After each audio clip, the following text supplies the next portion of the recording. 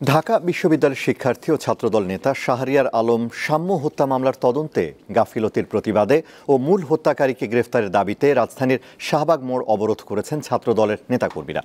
দর্শক, সেখানে আছেন সহকর্মী হেদায়েতুল্লাহ সীমান্ত।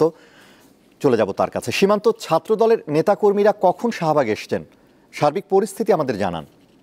ওয়ালটন বিএলডিসি ফ্যান, খরচ বাঁচে 65% পর্যন্ত।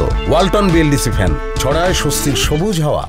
আলম, আপনি যেমনটি বলছিলেন, বিকেল 4টা নাগাদ শাহবাগ মোড় অবরোধ করেছে ছাত্রদল। এর আগে আপনি জানেন যে ঢাকা বিশ্ববিদ্যালয়ের শিক্ষার্থী শাহরিয়ার আলম সাম্য হত্যার দাবিতে বেলা 12টায় শাহবাগ থানা অবরোধ করে। সেখান থেকে তারা বিকেল 4টার মধ্যে কিন্তু শাহবাগ মোড় পুরো অবরোধ করে রেখেছে। আপনি যদি আপনার এখন একটু দেখাতে চাই, পুরো শাহবাগ মোড় অবরোধ, চলাচল বন্ধ হয়ে গেছে। অর্থাৎ আপনি জানেন যে এই সমাবেশে ছাত্রদলের কেন্দ্রীয় সভাপতি এবং সেক্রেটারি উপস্থিত রয়েছেন, পাশাপাশি সাম্যের বড় ভাইও তিনি উপস্থিত রয়েছেন।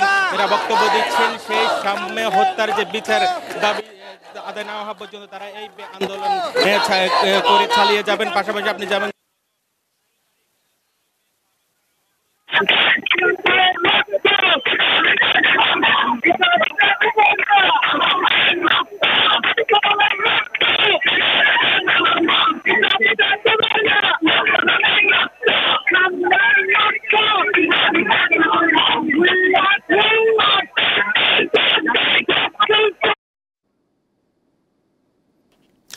দর্শক, আমরা শাহবাগ থেকে দেখতে পাচ্ছি যে সেখানে ছাত্রদল তারা কিন্তু আন্দোলন করছেন। শাহরিয়ার আলম সাম্য হত্যার যে মূল আসামি, তাদের গ্রেফতারের দাবিতে তারা এই আন্দোলন শুরু করেন এবং এখন পর্যন্ত সেই আন্দোলন চলছে।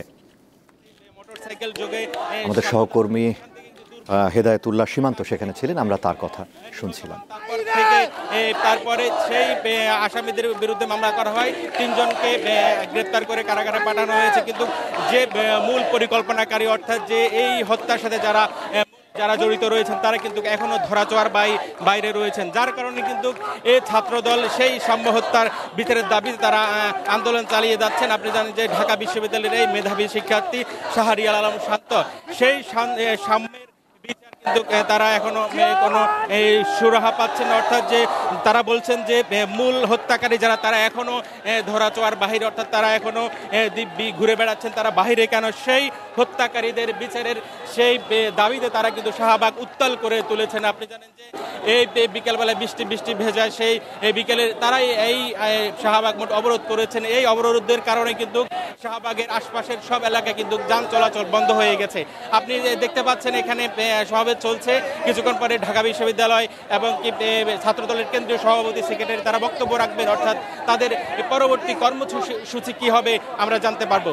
আলম, এ ছিল আমার কাছে শাহবাগ থেকে ছাত্রদলের সাম্য হত্যা দাবিতে আন্দোলনের সর্বশেষ। সীমান্ত, আপনাকে ধন্যবাদ।